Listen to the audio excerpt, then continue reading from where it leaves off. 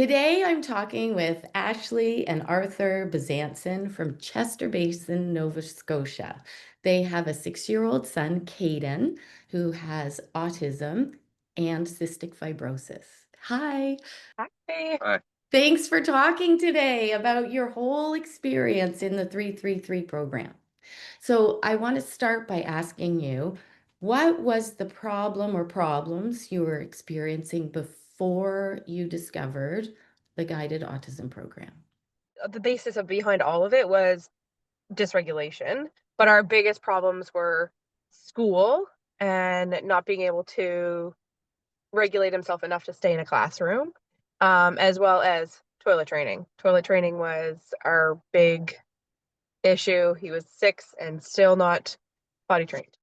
And there was also some concern with the cystic fibrosis in terms of toileting, right? There was, Yeah, difficult because his poops aren't normal.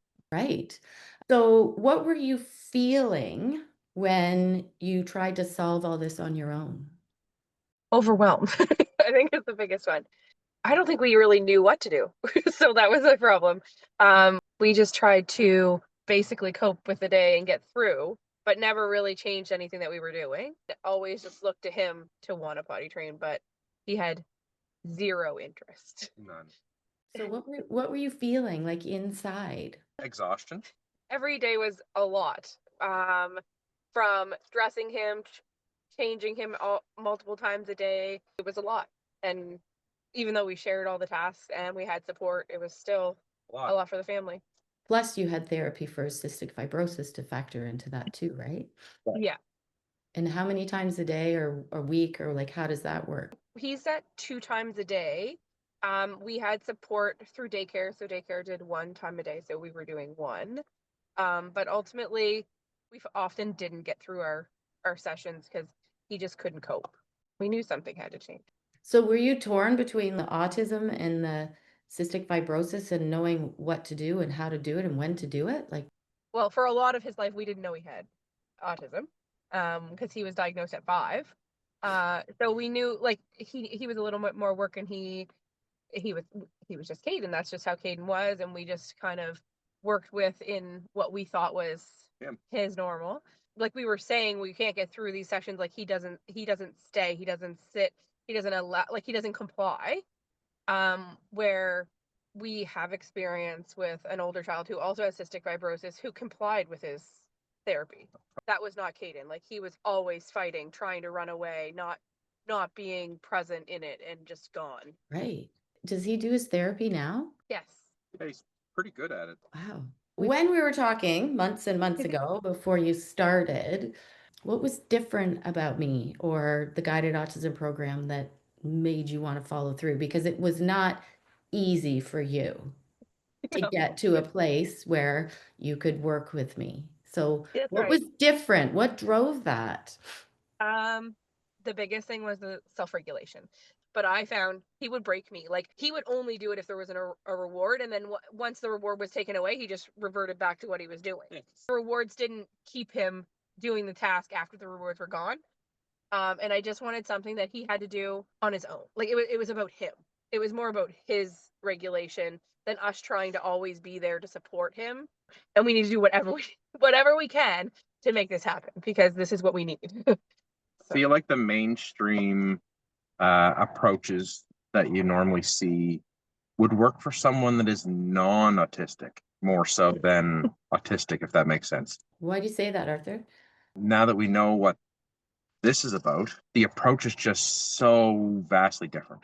So, what was the moment when you realized that this was going to work? I want to say day 1 when he knew it was time for bed and came and sat by me and fell asleep and we did 0 things. uh that was probably I was like, something is happening here. Like he has enough regulation that he's not so overstimulated in the evening that we have to like calm and force to bed. He just came in, knew it was bedtime, lights were out, fell asleep. Did it change your life? Yeah, Absolutely. Did it change his life? Absolutely. yes. So, would you recommend this to other families? Absolutely. what would you like to say to parents who have children with autism who are struggling? There's a different way. Yeah. Yeah. There's different approaches.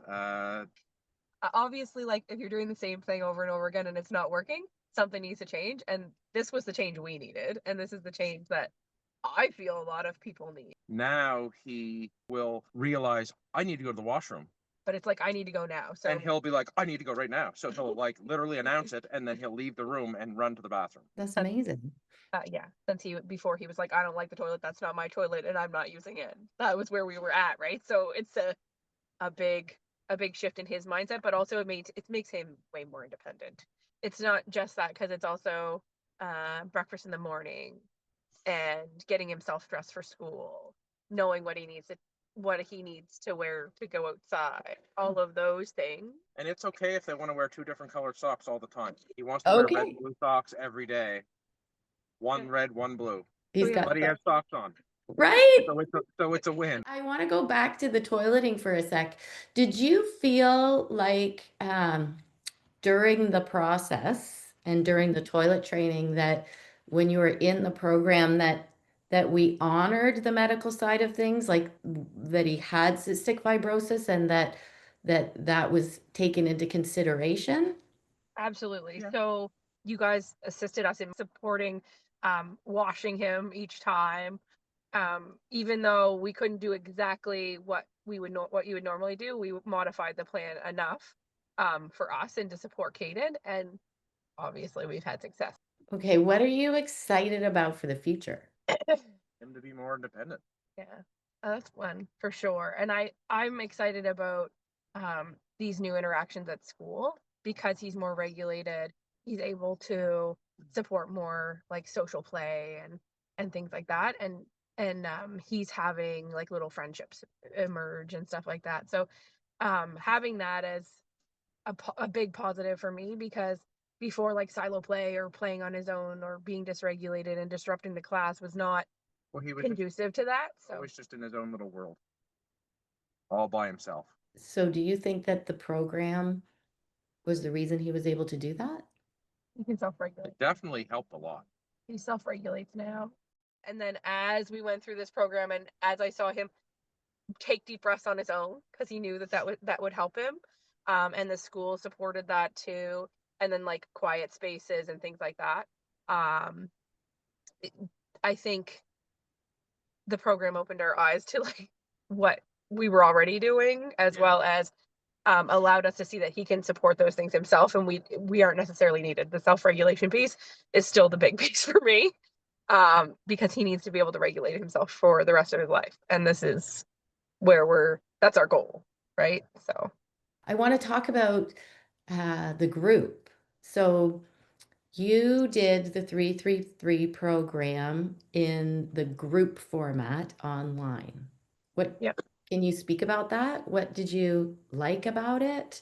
I think it was better to have it as a group. I mean, obviously we didn't do it as single people, but things happen in other people's lives that you can benefit from. So like having them having certain issues and us having different issues, we can all use the information that's given for all those issues. It's not like we're not going to have that issue next week, but it didn't happen that day. Yeah. So you have this like Knowledge repertoire or knowledge of what happened with other families and their experience and how they dealt with it. And to me, it's a big win to have those other families and have that support and being able to communicate with them. And you get a little bit of like a closeness, so you like know that you're, comfortable with those people and talking, and you meet every morning. So it's helpful. I think. Yeah, it's helpful because it's like it's semi-private. So it's like if people are a little bit more guarded about speaking about it or dealing with it more in public, it can be a gateway to be more at ease and actually speak about it, because if you don't speak about it, then it's not helpful to yourself or others around it. Any final words you want to say about the program or to people considering it? Just do it. Do whatever you need to do it, because it took me a long time to get in, obviously. Like we had to not do the first one that was offered to us and like get things organized and go to the next one, but like every step that I took and everything that we had to do to get there, has changed our life. Like the way we live today is totally different than what we were experiencing last year this time. So what are you excited about? You're excited about him self-regulating? You're Yep. excited about school? What Yeah. about like as a family? What are you excited about? We're still working towards being able to take him to a full basketball game. So the gym has so much auditory like noise, the basketball hitting the floor, the whistle, the buzzer, all of it. It's just so much that he would just like after probably within 10 minutes he would just start bolting. Like we literally had to like hug him and hold him with us. But we have changed that approach. He regulates that himself, and it should keep him there for about half the game. And then he gets a little bit overwhelmed and we leave. So would you say that it's true that children can have autism and be self-regulated? Absolutely. Well, thank you for talking to me today. Yeah, We will talk again soon. for sure. Bye. Bye.